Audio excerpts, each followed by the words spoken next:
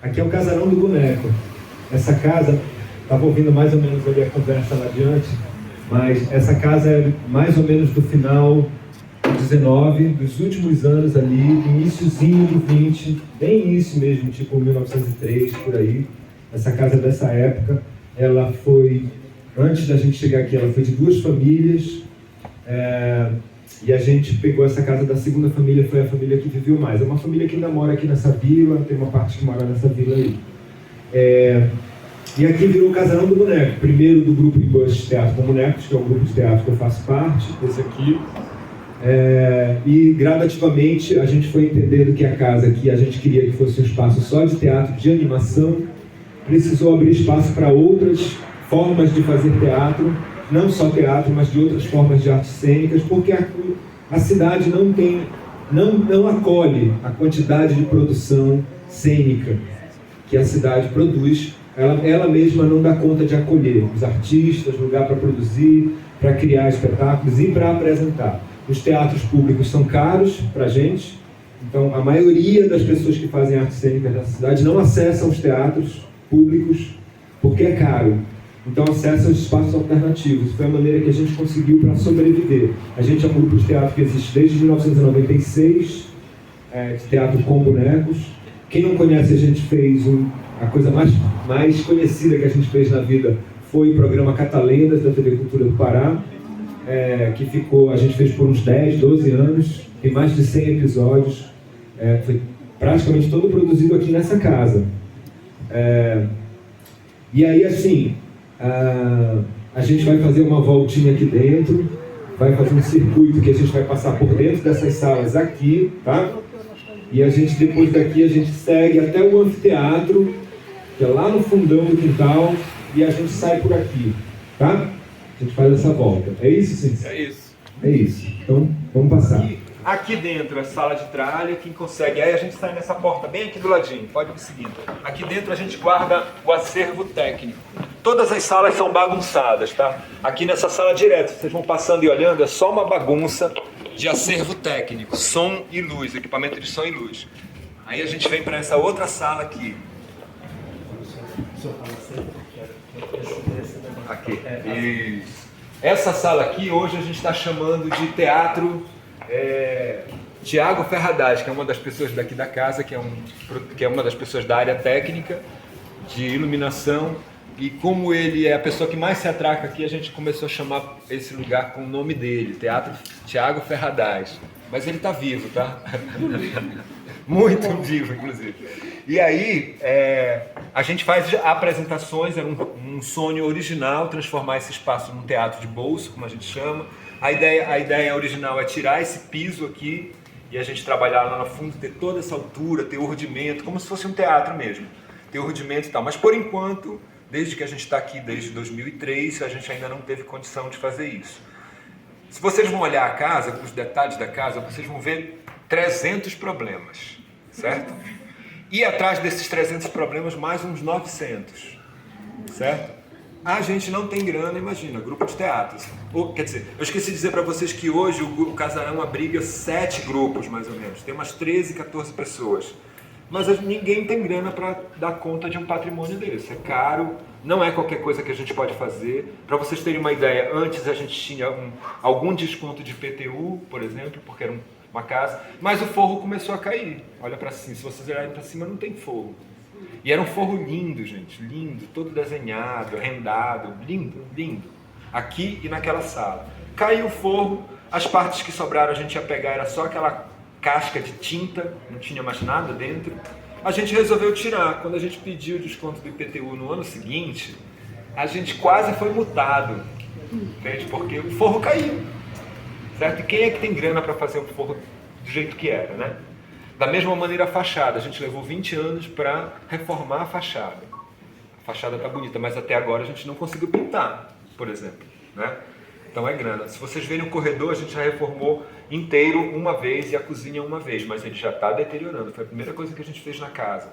E o telhado a gente mexe todo ano. E se vocês olharem para o telhado, ele está todo defeituoso já, né? E aí um dos sonhos originais era esse espaço aqui, que seria um teatro de bolso para ser teatro de boneco, né? aquela coisa que cabe uma plateia pequena para um espetáculo de coisas pequenas. Mas, de verdade, não conseguimos fazer, mas a gente realizou outro sonho, que era um anfiteatro lá no fundo, e a gente vai seguindo, tá bom? Então vamos seguindo.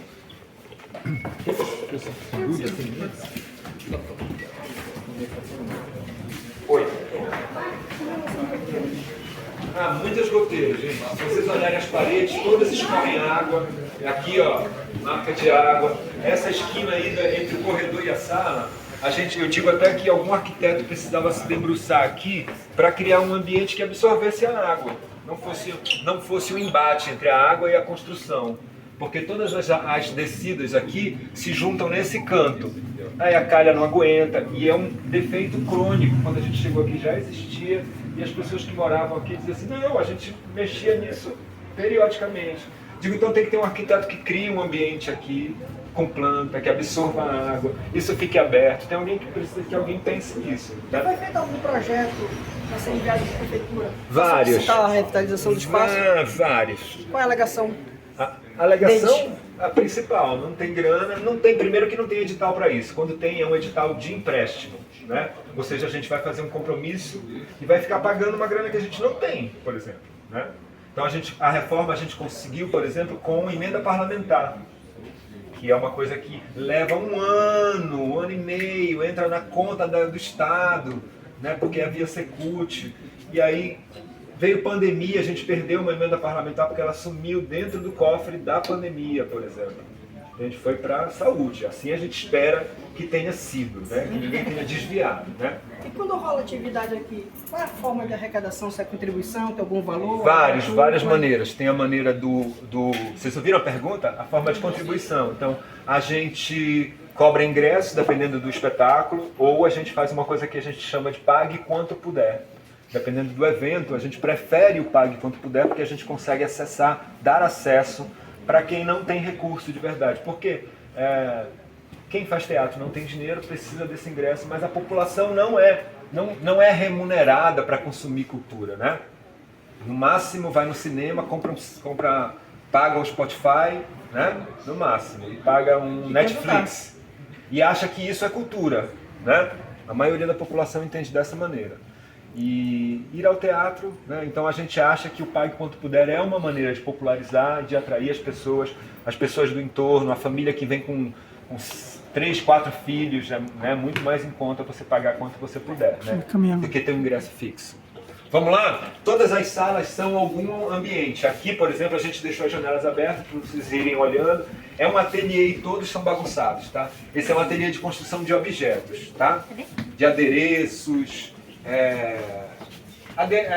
objetos de cena, tá? Essa segunda sala aqui é o ateliê de costura. Talvez seja o mais organizadinho hoje, mas até sexta-feira estava caótico, tá? Essa sala é uma sala de transição, ela é agora a sala de tralha, é só tralha, né? Tudo é tralha. É uma sala de tralha dos espetáculos de todos os grupos que são daqui, dos espetáculos que estão em cena, acontecendo, tá? Uma parte está aqui, outra está com a galera lá apresentando. Essa sala aqui. Acho que era bom você dar o nome de quartinho da bagunça. Mas aí todos os quartos vão ser quarto da bagunça. Aqui vai ser a nossa nova hospedagem, que era nesse quarto, a gente transferiu para o quarto menor, a gente está em processo de arrumação. Foi uma secretaria, que é aquele lugar de administração, que hoje é um espaço obsoleto. Não sei se alguém usa ainda um espaço chamado secretaria nas empresas, nas coisas de trabalho, porque está tudo na nossa mão agora, né? Não precisa de um espaço de verdade. Então esse espaço foi ficando obsoleto, essa coisa de arquivo, quadro de planejamento, tudo foi ficando obsoleto. O quadro veio daí. O quadro é daí, ele é fixo, ele foi preso. 10 anos a gente usava ele fazendo planejamento. Aí, sim. certo? E ficou preso lá. Não tem muita função. Aqui é outra sala de tralha, aqui está quase todo o acervo, uma parte do acervo do Catalendas, de cenário e tal. E algumas cenas, tá? Aqui, tudo isso era um banheiro só. Esse espaço todo aqui era um banheiro só. Não sei para que precisava de tanto banheiro, mas tinha um banheiro só, era tudo isso. Aí a gente transformou em 2 sanitários, pia, um lugar para tomar banho, né? E um outro lugar para guardar tralha. O preço para recuperar a história era muito alto e assim, era melhor tirar a estrutura, que era de ferro, já estava enferrujando, para não ter mais problema na frente, nós tiramos tudo. Se alguém tiver interessado em fazer a cobertura aqui no casarão, estamos abertos, né, Paulo? A gente traz o pessoal para cá, que é para sentir. Será bem-vindo. Isso, tá? E é isso, o casarão é isso, existe uma... acredito que existe uma relação do casarão com a cidade muito grande, né? Ele é um espaço que acolhe grupos diferentes que vêm de cidades diferentes, do próprio estado e de fora do estado, para apresentar por aqui também. A gente tem essa relação, né? O Paulo mostrou para vocês lá o camarim, que acho que falaste quanto alojamento também para grupos daí de fora, né?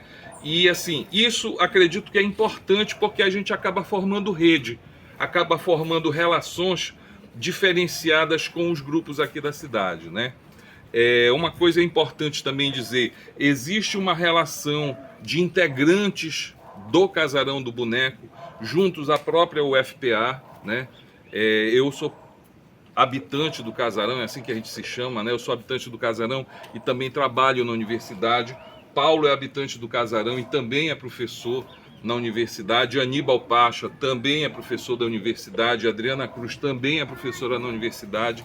Então, assim, todos estão ligados às artes, mas também ligados a uma instituição de ensino superior, no sentido de que a gente também utiliza esse espaço para pensar academicamente essas relações. Eu acho que isso é importante da gente fazer, né?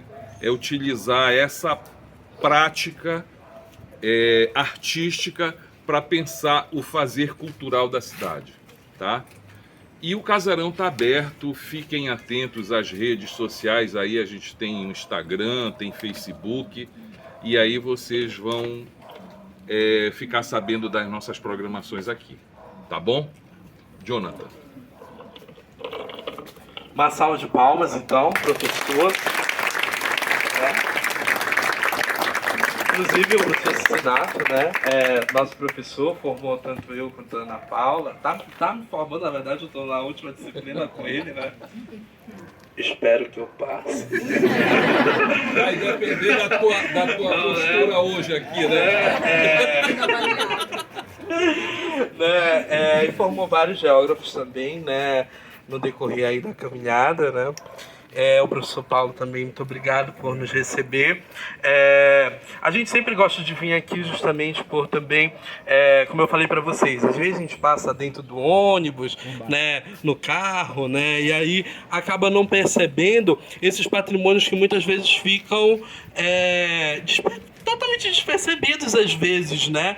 E aí a gente faz o quê? A gente tenta mostrar para vocês essas nossas realidades, né? E aí agora, quando vocês passarem por aqui pela 16, vocês já sabem que, se vocês não gravarem o casarão, mas pelo menos vocês sabem, algum desses casarões aí tem um teatro bacana lá dentro, a gente foi e tal, e aí é bastante interessante a gente também ter essa memória afetiva, né, com essa questão também do teatro de bonecos, que é um teatro que a gente quase, né, professor, a gente hoje em dia, antigamente a gente via muito, hoje em dia a gente já vê pouco, e o casarão, né, ele traz também essa memória, né, nossa memória afetiva, né, em relação a tudo isso também. Então vamos dar mais uma salva de palmas aí para os professores, tá?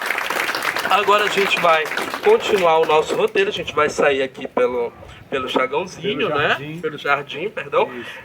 Pelo jardim, aí a gente vai se concentrar lá na frente e de lá a gente vai parar na próxima parada. A próxima parada. Na frente.